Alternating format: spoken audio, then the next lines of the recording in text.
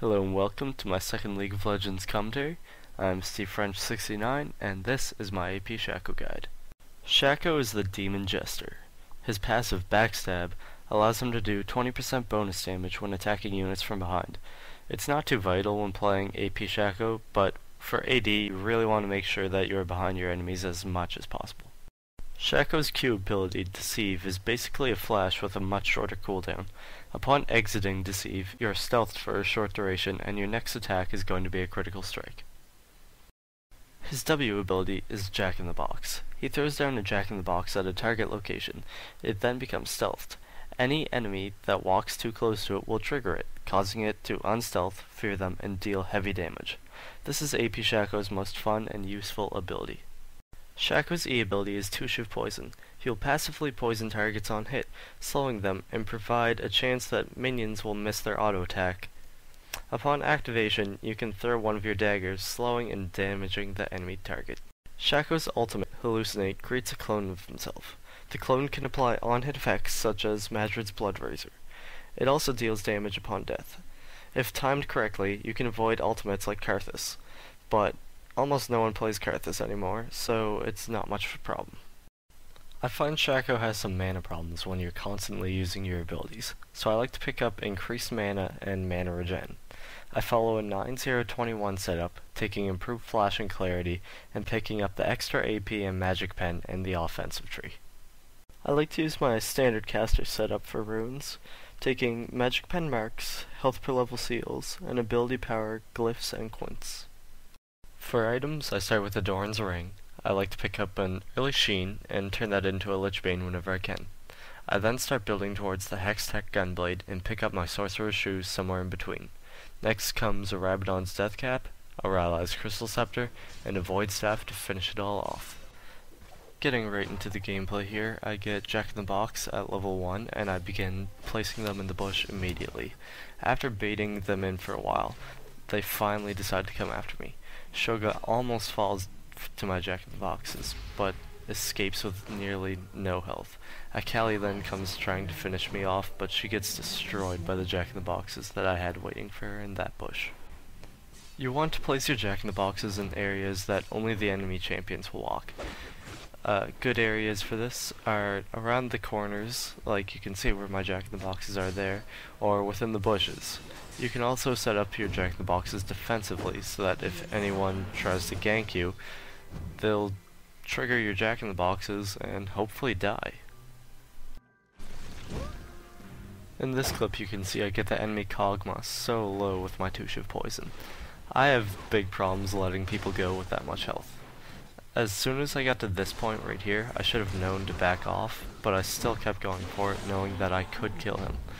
Trying to escape, I set down a Jack-in-the-Box in desperation, but Xin gets too far past it and it doesn't trigger. He also kills me instead of attacking my clone, so that didn't work out too well. But he almost dies from the Jack-in-the-Box and the clone at the very end. Overall, I think it was worth it because it helped me get more fed up and I got some more items early on. Now, right there you saw me place the Jack-in-the-Box off that ramp. That's because I saw an Akali fighting our jungler here. So I just wanted to cut off any chance for escape, but I didn't expect to kill her that easily. So after killing her, I then go mid to kill Kog'Maw. I'm not sure if I can do it, but I might as well try. So I Deceive out to him, hit him with a Deceive after attacking him first to get the critical. I then place the Jack-in-the-Box behind him so it'll fear him. I turn to my clone so that I can tower dive with the clone taking the damage, but I didn't need to tower dive because my Two-Shift Poison came off cooldown. In this clip I'm just going to talk about Deceive and its multi-uses. Now, Deceive is an amazing ganking tool when you're jungling, because you can basically get right beside the champion without them even knowing you're there. If you use Ghost or Flash with this, you can get double the distance. Also, Deceive works quite well when trying to escape. You can jump over walls that you shouldn't be able to, but because when you Deceive through a large wall, it doesn't want to just put you in the middle of the wall, so it pushes you to the other side, going a much farther distance than you normally should be able to. You can basically deceive over any wall on Summoner's Rift. I'm always placing Jack-in-the-Boxes down as Shaco. Right here you can see me place one that bushes. That's for defensive purposes. If we get attacked by multiple people and they come up behind us, I want to know that they're there, and also at this point my Jack-in-the-Boxes are doing heavy damage, so that one Jack-in-the-Box alone may be able to scare off a champion by itself. Now right there you saw me take out Master Yi with my 2-shift poison. I then saw Xin kill my Xin, so then I set down a Jack-in-the-Box and sent my clone at him. I could have killed him, but I saw multiple people on his team coming in, so I decided to just cut my losses and get out of there while I can. You may also notice that I'm not following the build that I recommend. I do get the same items, but not in the correct order. That's because in this game I was doing extremely good off very early, so I decided to rush a rabbit onto death cap. And in this clip right here, this is pretty amazing. We get attacked by 3 of them, Garen and myself, and we end up taking out all 3 of them without a single death for us, even though Garen got away very low. Their team was quite mad by this, so I'm just gonna cut the clip here so that you don't have to see the profanities that they yelled at me. In this clip, my team went to go kill Master Yi mid. I started off by hitting him with the 2-shift poison because my deceive was just about to run out. I then switched into my hallucinate, but I thought he was going to stay to fight me, so that's why I used it.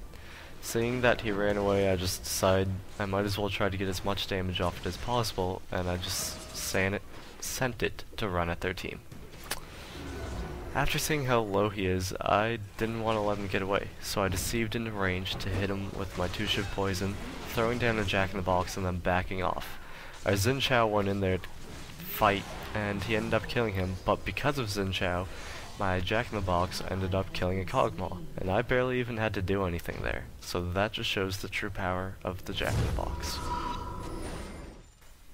Speaking of the true power of the Jack-in-the-Box, in this clip, all I do is set down a Jack-in-the-Box by their turret, hit their Xin Chao with 1 2-shift poison, and my Jack-in-the-Box does the rest of the work for me. I took no damage from the turret there because I wasn't even in range the whole time. Master Yi then chased me, and I deceived behind him when Xin Chao comes in to help me fight him. He ends up getting away, so I turn around to kill Akali. I set down a Jack-in-the-Box during the Master Yi fight, but he got away before I procced, so when she came to fight me, the Jack-in-the-Box completely destroyed her. And now that we're starting to near the end of the commentary, I'd just like to bring things to a close here. I'd like your opinion on how you thought this guide was. I changed the pace up a lot from my first commentary, where I would just say what I did in the clips.